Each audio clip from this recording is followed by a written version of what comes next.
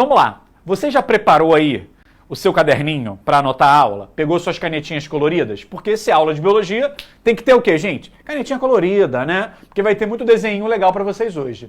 Então, vamos lá, gente? Vamos ver aqui? Vamos começar? Então vem aqui pro quadro. Gente, a nossa aula hoje é sobre água e sais minerais. E quando eu falo com você, né, sobre água, cara, é uma molécula que todo mundo deve estar lembrando aí da estrutura, né? É a molécula que é a famosa H2O. E quando a gente fala de H2O, isso quer dizer que a gente tem um átomo de oxigênio e 2 de hidrogênio. Cara, pode rolar uma tendência da pessoa tentar desenhar a molécula de água, ó, retinha. Fazer assim, ó. Olha aqui. Às vezes a pessoa chega, vou desenhar a molécula de água assim. E aí esse ângulo aqui, ó, não sei se vocês lembram isso da matemática, esse ângulo completo aqui seria um ângulo de 180 graus. E eu vou te falar uma parada, pelo amor de Deus, gente, não pode representar a molécula de água assim, porque tá errada, tá? A molécula de água não é desse jeito, tá? E eu já vou aproveitar e apagar para você não ficar, ó, com essa coisa errada aí na sua frente. Quando a gente desenha a molécula de água, é importante que esse ângulo, né, entre as ligações do hidrogênio com o oxigênio fique ali em algo em torno de 104 graus. Você não precisa decorar esse valor não, tá? Eu só coloquei aqui para você ter uma noção que a molécula de água ela tem uma geometria que a gente chama de geometria angular. Porque ela tem esse ângulozinho aqui, tá bom? Então é esse Vzinho bonitinho que a gente tem aqui, ó. Tá legal? Agora, uma outra parada ultra mega importante. Quando a gente fala do oxigênio, cara, e eu tenho certeza que a nossa diva da química, a professora Carol, vai falar isso muito com vocês e vocês, pô, vão brilhar nisso. Cara, você precisa lembrar o seguinte, que o oxigênio, ele é um elemento químico que ele adora ganhar o quê? Elétrons. Ele é o famoso roubador de elétrons. A Carol vai falar com vocês de uma propriedade chamada de eletronegatividade. Então, é uma molécula, é um átomo, né, o oxigênio, que gosta de ganhar elétrons. E vocês vão lembrar, lá das aulas de química, que os elétrons têm cargas negativas. Então, toda vez que você encontrar um oxigêniozinho na molécula de água, ele, por ganhar elétrons, fica com uma carga negativa. E tadinho, né? Se o oxigênio ganhou o elétron, adivinha quem perdeu? Esses dois moços aqui, o hidrogênio. E se o hidrogênio perde os elétrons, ele acaba assumindo uma carga positiva. Muito bom, gente. Então o oxigênio ficou negativo e o hidrogênio ficou positivo. E aí, olha que lindo. Uma parte da molécula está negativa, uma parte é positiva. Quando isso acontece nas aulas de química, nós dizemos que a molécula ela é uma molécula polar ou ela se encontra no estado polarizado. Então aqui a gente viu duas propriedades importantíssimas da água. Ela tem essa geometria angular, que é o Vzinho, e como o oxigênio fica negativo e os hidrogênios ficam positivos, ela tem carga. E isso vai fazer toda a diferença. Vocês vão ouvir muito falar sobre molécula polar. Então a água tem polaridade. Tudo bem? Agora, preste atenção no negócio. Vem aqui comigo. Cara, quando uma molécula de água fica perto de outra molécula de água, por exemplo, vou desenhar uma outra molécula aqui, ó, tá vendo? Desenhei uma outra molécula. Cara, esse oxigênio que tá aqui, ó, ele é negativo e ele tá perto de um cara que é o quê? Positivo. Cara, se eu sou positivo e tu é negativo, vai rolar o quê? Vai rolar match. E esses caras, eles vão acabar o quê? Pô, interagindo. Essa interação rola uma ligação que é muito, muito famosa. É a famosa, olha aqui, gente, ligação de hidrogênio. Então esse cara aqui é a famosa ligação de hidrogênio, que vai fazer que as moléculas de água fiquem juntinhas. Tudo bem? Então, gente, fechando esse bloquinho aqui sobre a estrutura da molécula de água, a gente vai ver que quando a molécula de água está perto da outra, ela faz essa ligação de hidrogênio, que antigamente era chamada de ponte de hidrogênio. Então as moléculas de água tendem a ficar juntas. E aí, essa estrutura, né, a ligação de hidrogênio, já vai dar gancho para a gente falar das propriedades da água. Gente, algum de vocês aqui já viu aquela cena de um inseto que faz um pouso em cima da água e aqueles caras ali, ó, ficam pousadinhos, né, repousando ali bonitinho, paradinho ali? Já viu isso? Cara, isso acontece, é um boneco, né, sei lá, um inseto, o pessoal vai falar assim, pô, é um inseto meio Jesus, né, tá andando ali por cima das águas. E rola isso. Porque as moléculas de água, elas fazem essa ligação e elas ficam juntinhas. É como se elas fossem se conectando e elas causam ali, né, uma superfície. Aí alguns insetos são tão leves que não conseguem quebrar essas ligações de hidrogênio. Aí ele fica boiando. Quer ver uma outra aplicação disso?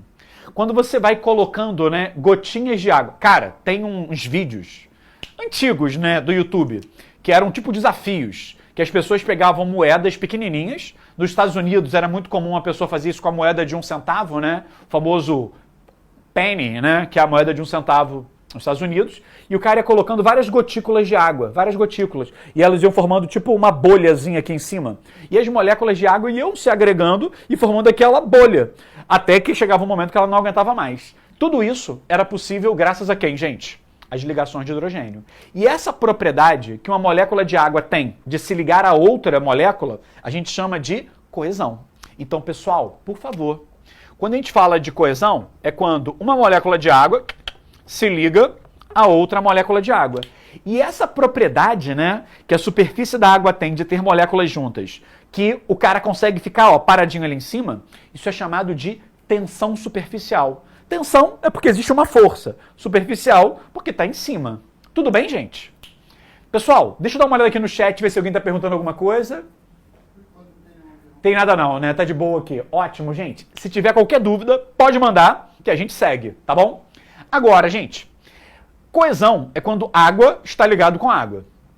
Agora, quando a gente fala de adesão, a gente está falando que a água, ela está ligada com outras moléculas, e essas outras moléculas são moléculas polares. Por quê? Lembra que eu falei agora há pouco que a água era uma molécula polar? Existem outras moléculas que são polares também. E existe uma grande regra que moléculas polares adoram, né, se misturar com moléculas polares. Então, eles adoram fazer isso. Então, gente, água se ligando com moléculas polares, a gente vai chamar isso de adesão. E agora, uma outra propriedade muito importante da água. A água tem uma propriedade chamada de termorregulação. Ela consegue segurar o calor, ela consegue te ajudar a controlar a temperatura. Por exemplo, nós aqui no ProEnem estamos no Rio de Janeiro, que é uma cidade famosa por ser quente, né? Um calor absurdo, meu Deus, troço terrível. Cara, e a água é muito importante para isso. Vocês vão ver nas aulas de física que a água tem uma propriedade chamada de calor específico. E o valor do calor específico da água é um calor específico muito alto. Isso quer dizer o quê? Que a água precisa ganhar muitas calorias para subir um pouquinho sua temperatura. E isso pra gente é ótimo, gente. Porque quando está muito quente, as nossas moléculas de água estão recebendo esse calor, a temperatura da água sobe, mas sobe muito pouco.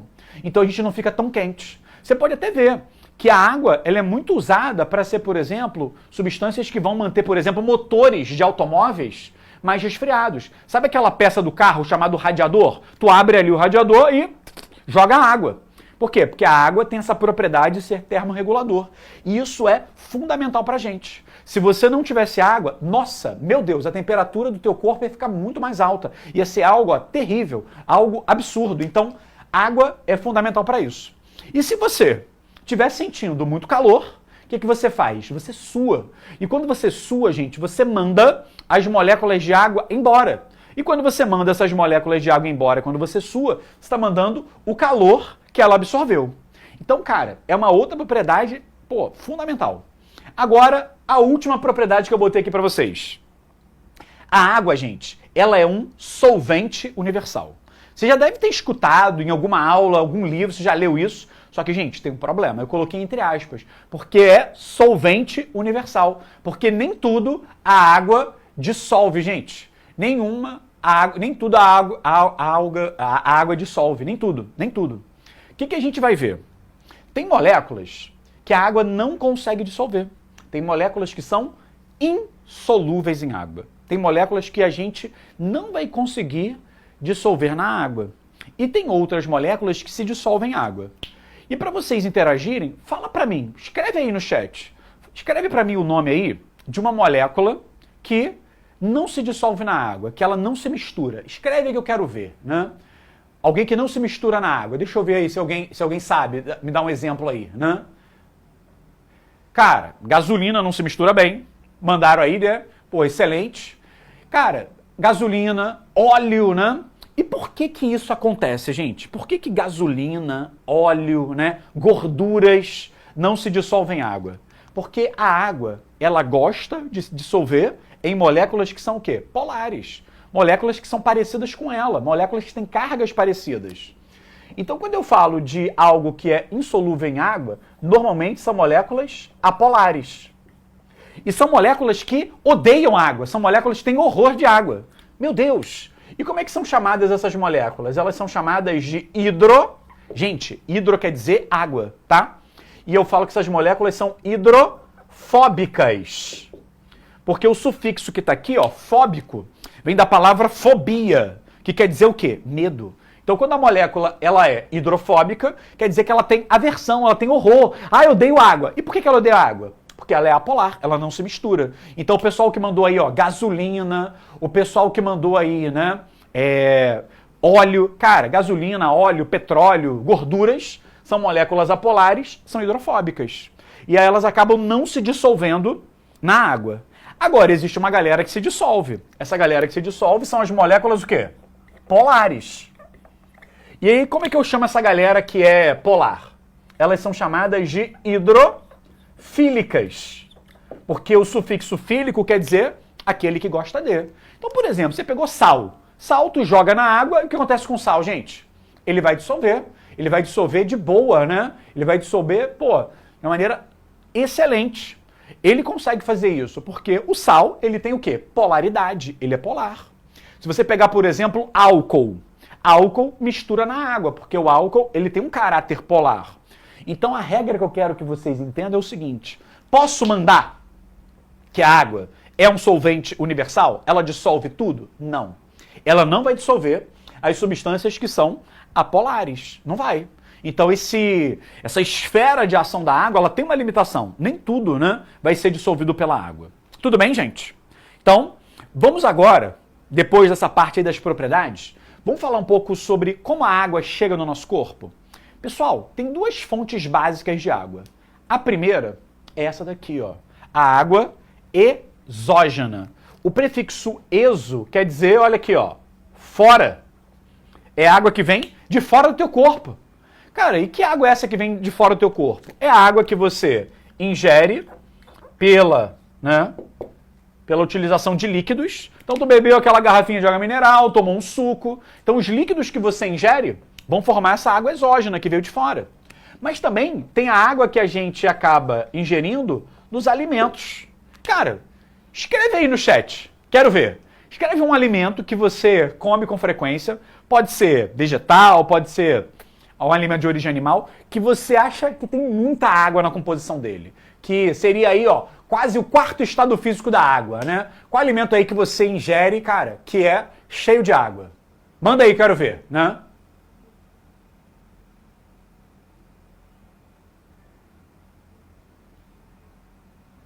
Vamos lá, gente. Olha aí. Pô, melancia. Cara, melancia é um clássico, né?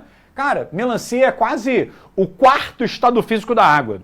Quando você ingere, né, melancia, tu vai ver, cara, é muita água. Então, a água que vem da melancia, a água que você bebe, seria a fonte exógena, é a fonte que vem de fora. Agora, calma aí. Existe uma fonte que é chamada de endógena. O prefixo endo, gente, ele quer dizer o quê? Dentro. É a água que veio de dentro de você. E se é a água que veio de dentro, pessoal, é a água que foi formada pelo chamado metabolismo. Meu Deus! O que é metabolismo? Cara, metabolismo é o conjunto de reações químicas que as suas células fazem. E essas reações químicas têm vários processos. E a reação mais importante é essa que está aqui. Gente, quem lembra que reação é essa? Eu pego essa molécula aqui, ó, C6H12O6, já vou dar um spoilerzinho, é a famosa molécula de glicose. Nessa reação, ela reage com oxigênio, gera CO2 e água, tá? Essa é a reação química que a gente tem, a glicose reagindo com oxigênio, dando gás carbônico e água, e o grande objetivo disso é para a célula produzir o quê? Energia. Alguém lembra qual é o nome dessa reação? Escreve aí que eu quero ver, né? Pô, o pessoal já mandou aí, né? Cara, excelente, hein? Cara, muito bom. O pessoal já lançou. Aqui é a glicose e o nome dessa reação aqui, ó, se chama Reis transpiração celular. Pô, que maravilha, hein? O pessoal tá demais, hein? O pessoal tá, ó, brabo. E olha só essa reação. A glicose tá reagindo com o oxigênio e olha só o que ela tá gerando, gente. Água. Quanto mais essa reação aqui acontece, mais água é produzida. E isso vai ter uma relação muito importante. Células que trabalham muito precisam de muita o quê? Energia. E essa energia vai ser produzida e junto, pessoal, nós vamos ter a produção de quê? De água. Então, todo tecido que trabalha muito, o percentual de água nele vai ser bem alto. E aí eu queria que vocês me escrevessem agora, né? Manda aí. Qual é o órgão do nosso corpo que você acha que mais trabalha? Qual que tu acha? Que é o órgão que, ó, não para de trabalhar, gente. Qual é o órgão que trabalha pra caramba, né? Que órgão é esse aí que, pô, é bizarro de trabalho? Deixa eu ver se a galera vai mandar aí, né? Cadê? Cara. Coração, pulmão, cara, são órgãos que trabalham muito. Mas, se a gente for pensar num órgão que trabalha demais, cara, pensa no cérebro. É um órgão que está trabalhando o tempo inteiro. Os neurônios, que são as células do cérebro, são células, cara, que têm uma demanda energética muito alta. E elas fazem isso aqui o tempo inteiro. Então, o percentual de água que você tem dentro, né, de um cérebro é muito alto. Tanto quando você olha, né, para aquela imagem do cérebro, pessoal, cara, é aquela molécula que está toda ali, né, pô, meio molhada, o cérebro parece que é uma coisa meio gelatinosa. Por quê? Porque o neurônio trabalha muito e aí ele acaba tendo que gerar bastante água. Nossa, que parada. Então, a água no nosso corpo, ela vem pela via exógena, que é de fora, ou ela pode vir pela via de dentro. E eu vou te mandar a real, hein? Essa etapa aqui, ó, do metabolismo que gera água é muito importante para a prova, tá? E agora, pessoal, a água vem por essas fontes. E por onde que a gente pode perder água? Quais são os caminhos que a gente perde água? No nosso corpo, nós seres humanos, qual é a maneira que a gente mais perde água? A maneira que a gente mais perde água seria por meio da urina, famoso xixi. Então, pela urina você vai perder grande quantidade de água. E a outra maneira que você tem para perder água seria pelo suor. E existe uma relação muito próxima entre os dois, que é a seguinte. Imagina só, você está num dia quente. Cara, num dia quente, qual desses dois caminhos aqui vai aumentar? Qual desses dois caminhos vai ser mais intenso? Vai ser o suor. Cara, num dia quente você vai suar muito. Cara, todo suado, aquela película de suor ali, horrorosa, né? Meu Deus, absurdo. Só que, gente, nesse dia que você suou demais, você tende a urinar mais ou menos. Num dia quente, que você já suou pra caramba, ficou aquele buço ali, ó, todo suado, aquela pizza embaixo do braço, aquele suor aqui. Gente, nesse dia que você suou mais, você urina mais ou você urina menos? Gente, o pessoal tá demais, o pessoal tá incrível, né? A gente vai urinar menos. E nesse dia, a nossa urina fica horrorosa. É aquele dia que você vai fazer xixi, né? Sai um jato pequenininho, saiu. E que cor, né, vai sair essa urina, gente? Vai sair aquela urina mais transparente, mais clara, ou vai ser aquela urina mais amarela, aquela urina mais carregada? Qual vai ser a urina? Cara, vai ser uma urina, sabe como? Deixa eu ver se o pessoal tá mandando. Urina menos, pessoal de parabéns. Mas, cara, vai ser uma urina mais carregada. É aquele dia que você urina e sai aquele xixi, né, amarelo, aquele xixi, pô, aquele cheiro forte. Por quê? Porque teu corpo tem um objetivo. Gente, teu corpo não quer morrer. Teu corpo precisa de quê? Economizar água. Então, se num dia quente você já perdeu água pra caramba no suor, o que você tem que fazer? Economizar pela urina. Então é o dia que você vai urinar menos e como você está economizando, cara, o seu xixi ele vai sair extremamente concentrado. Mas também existe o contrário. Num dia frio, um bom lugar para ler um livro, esse dia você vai suar menos num dia frio. Ah, é aquele dia gostosinho, dia frio. Cara, você vai suar menos. Só que nesse dia que você vai suar menos, tá sobrando água. Então, se você está suando menos num dia frio e está sobrando água, o que vai acontecer com o volume de urina, pessoal? O que vai acontecer? Você vai urinar mais. Você vai urinar mais, você vai urinar bastante. Você vai urinar muito. É aquele dia que você faz aquele xixizão, né? Aquele que você chega até a relaxar. Então dá aquela xixizada, né?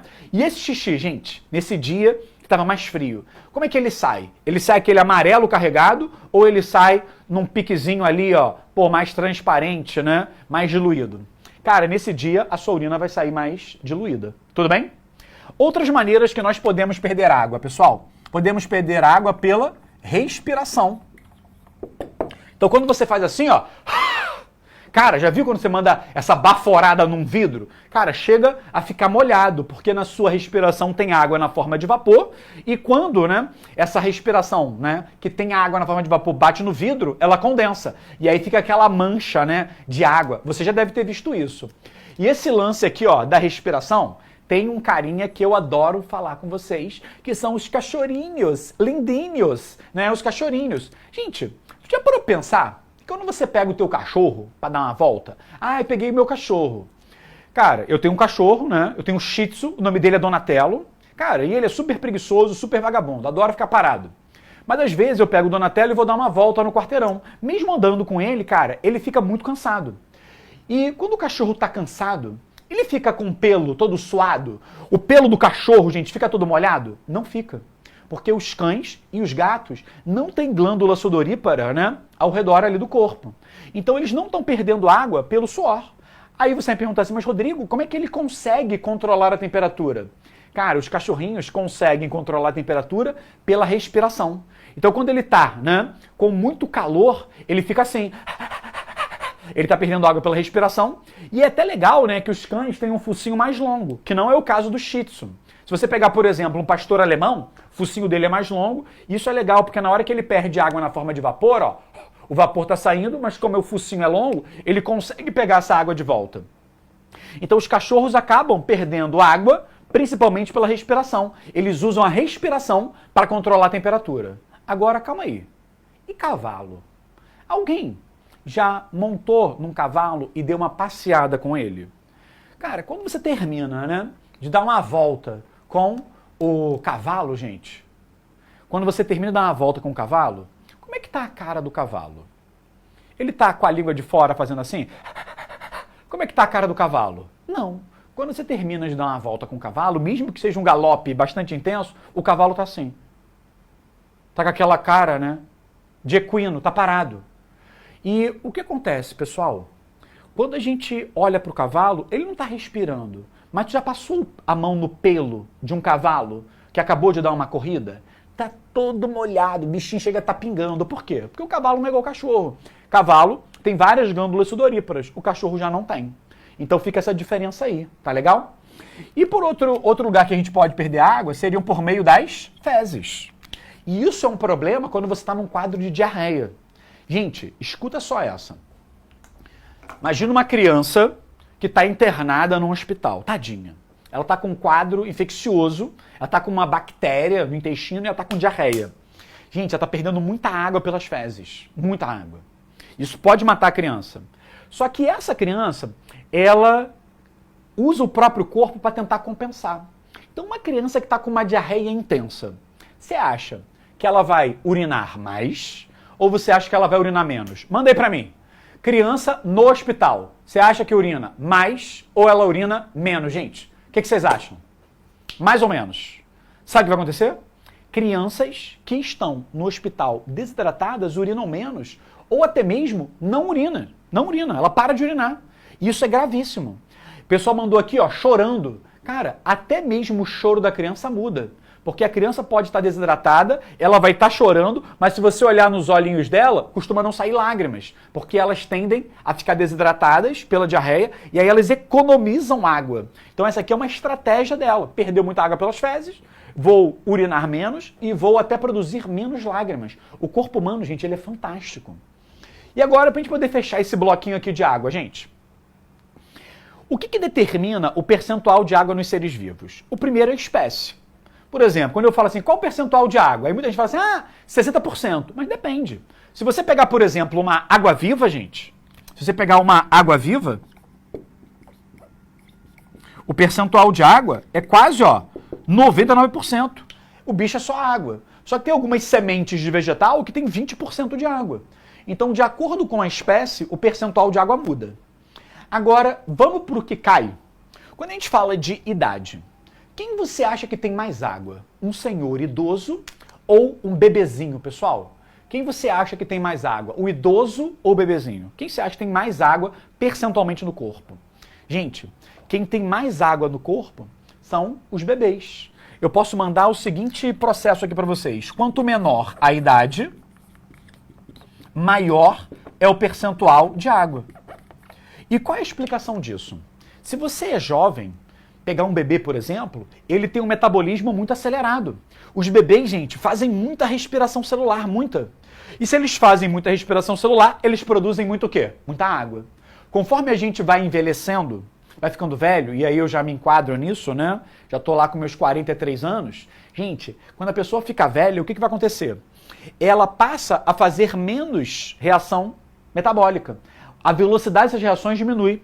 E aí a pessoa produz menos água. Então se você pegar um idoso, tadinho, né? A pele dele tá como, gente? Como é que tá a pele dele, né? Como é que tá a pele? Cara, chega a ficar seca. Tu pega a pele do vovozinho, chega a estar enrugado. Eu me lembro de uma vez, né? Cara, minha avó, Dona Irene, mandar um beijo pra você, minha avó. Dona Irene, que é minha avó, ela tem 96 anos. Gente, a minha avó tem 96 anos. E ela é super ativa, super agitada. Teve um dia que ela tava cozinhando, cara, ela cortou o dedo. E foi um corte fundão. O que você acha que aconteceu com a minha avó? Na hora que ela cortou esse dedo, você acha que ela sangrou muito ou você acha que ela sangrou pouco, gente? O que você acha? Cara, minha avó quase não sangrou. Ela cortou, quase não sangrou. Por quê? Porque como ela é muito velha, a idade dela é muito alta, o percentual de água dela é baixo. Então saiu pouca água pelo sangue dela. Agora, o meu filho, quando ele era pequenininho, né, o Lucas, ele, dei bobeira, deixei um barbeador, cara, ele sem querer foi lá e cortou a ponta do dedo. E ele chegou perto de mim, papai, sangue, sangue, sangue. Cara, e todo ensanguentado, parecia que tinha acontecido uma chacina, né? E por que saiu aquele monte de sangue de um garotinho de 2 anos? Gente, porque ele era jovem. O percentual de água dele era muito alto. E o último item para a gente poder fechar isso aqui, gente. Quando nós falamos de taxa metabólica, quanto maior for a taxa metabólica, quanto maior for a taxa metabólica de um órgão, maior vai ser o percentual de água. Lembra que eu falei com vocês agora há pouco do cérebro? Cara, o cérebro trabalha muito. Então, se ele trabalha muito, ele faz muita respiração celular, gera muita água e o percentual de água dele é alto. Se você pegar, por exemplo, um osso, cara, o osso tem um metabolismo mais baixo do que o cérebro. Logo, o que vai acontecer? O osso ele vai ter um percentual de água menor do que o cérebro. Então, gente, deixa eu liberar um espaço aqui, porque eu sei que a galera gosta de poder dar um print. Então, dá aquele print maroto aí que eu vou beber uma água. Vai lá.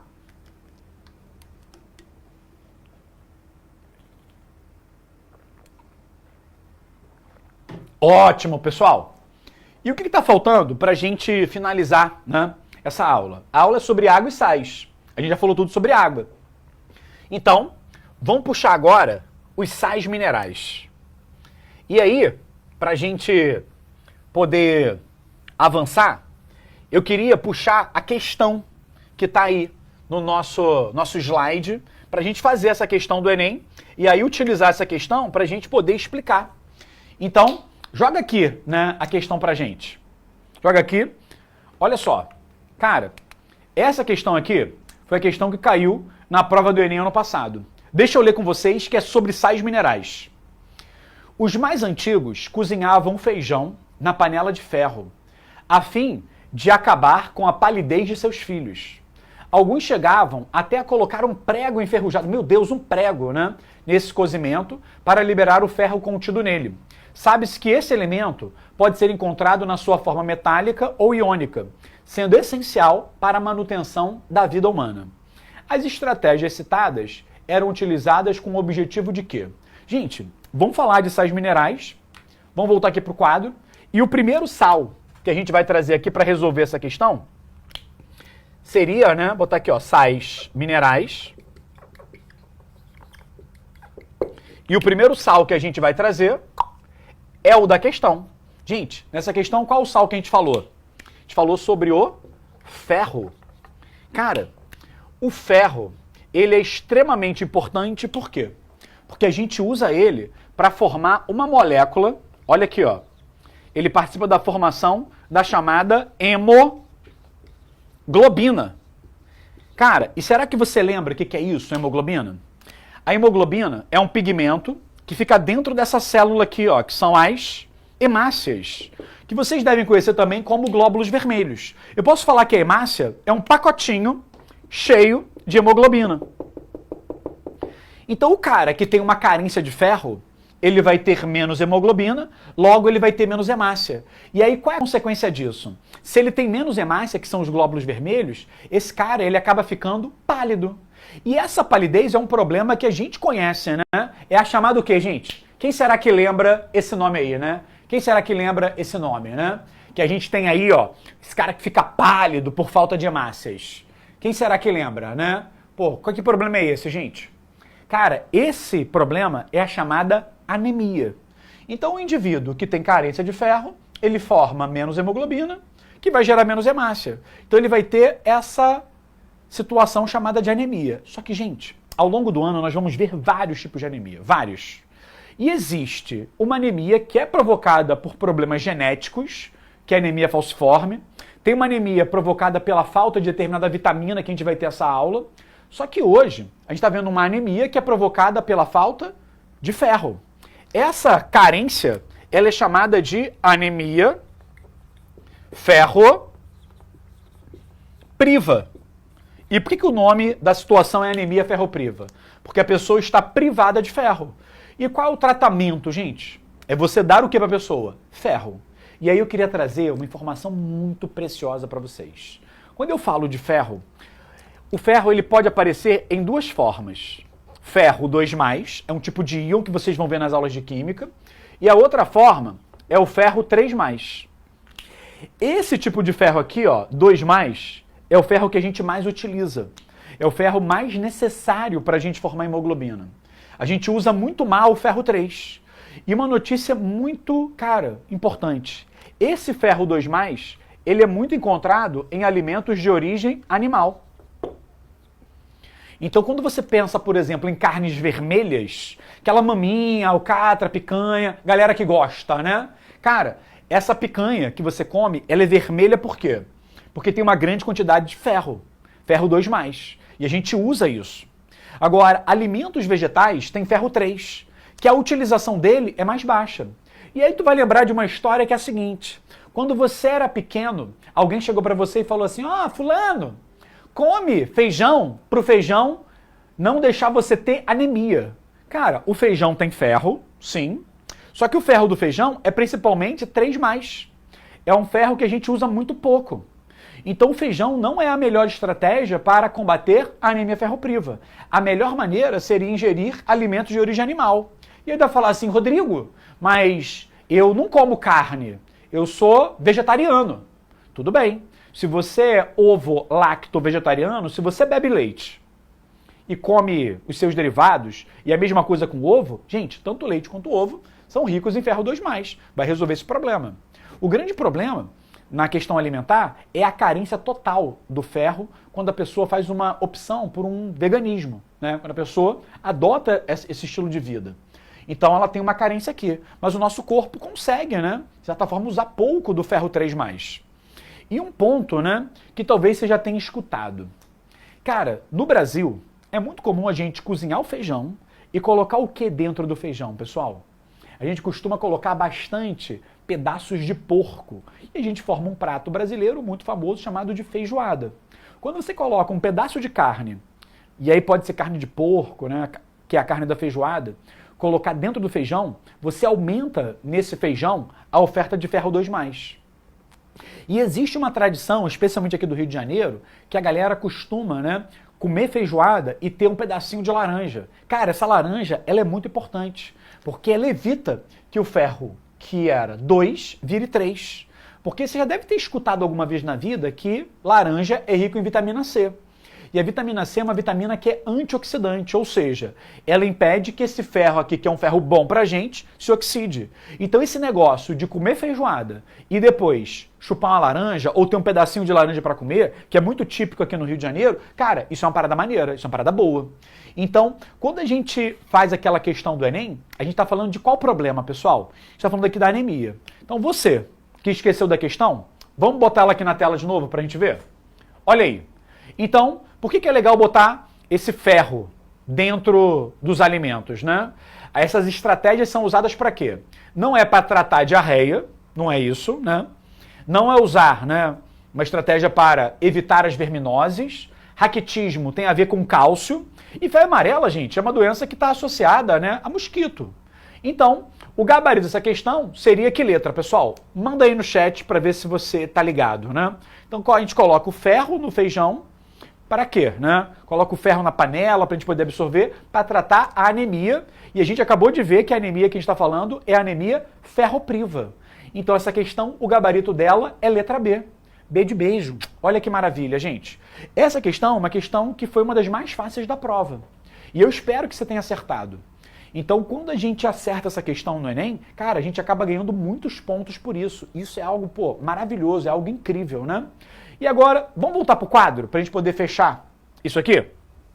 Falamos do ferro, que é uma molécula, pô, que caiu na prova do Enem ano passado e aparece com bastante frequência. E eu não sei se tem alguém aqui com a gente que pretende, por exemplo, fazer o vestibular da UERJ, que é um vestibular muito importante aqui no Rio de Janeiro. É uma das poucas faculdades que a gente tem aqui no Rio que não é pelo Enem. Cara, e tem o íon que a banca da UERJ adora. E já caiu algumas vezes no Enem, mas não é tão comum assim. O íon que já apareceu na prova da UERJ é esse cara aqui, ó, o iodo. Cara, e o iodo, o elemento químico dele é I, e ele é muito importante por quê? Porque o iodo, ele participa da formação, olha aqui, ó, dos hormônios da chamada tireoide. Para quem não lembra, tireoide é uma glândula que fica aqui no pescoço, olha aqui, ó, uma glândula no pescoço. Nossa, gente, e essa glândula aqui no pescoço, a tireoide, ela produz dois grandes hormônios, chamados de T3 e T4. E fica tranquilo, tá? A gente vai ter aula para falar do T3 e T4. O nome T3 quer dizer triiodotironina, ou seja, nessa molécula tem 3 iodos. E essa aqui é tetra, de 4, iodotironinas, tem 4 iodos. Então, para você ter iodo, você precisa ingeri-lo.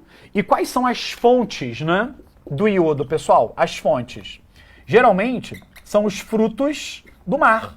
Então, se você come peixe, camarão, ostra, mexilhão, cara, são alimentos riquíssimos em iodo.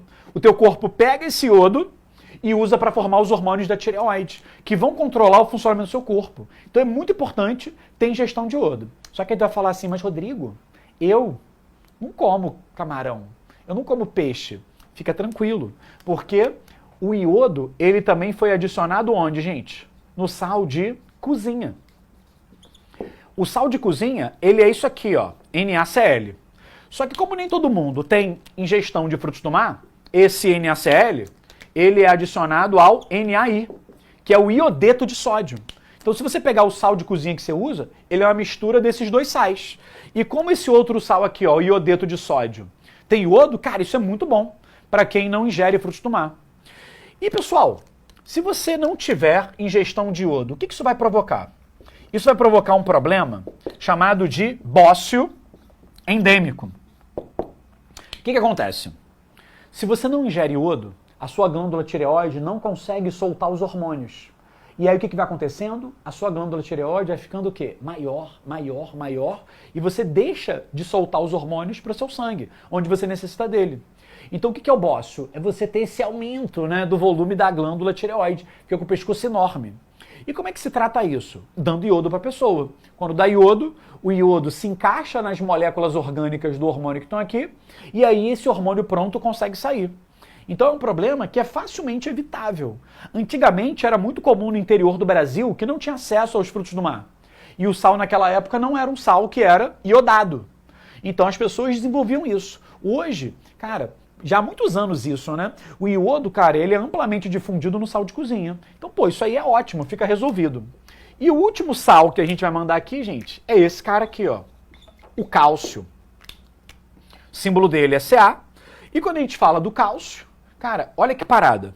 O cálcio ele é extremamente importante para formar ossos e dentes. Aliás, a dureza do osso e do dente vem do cálcio.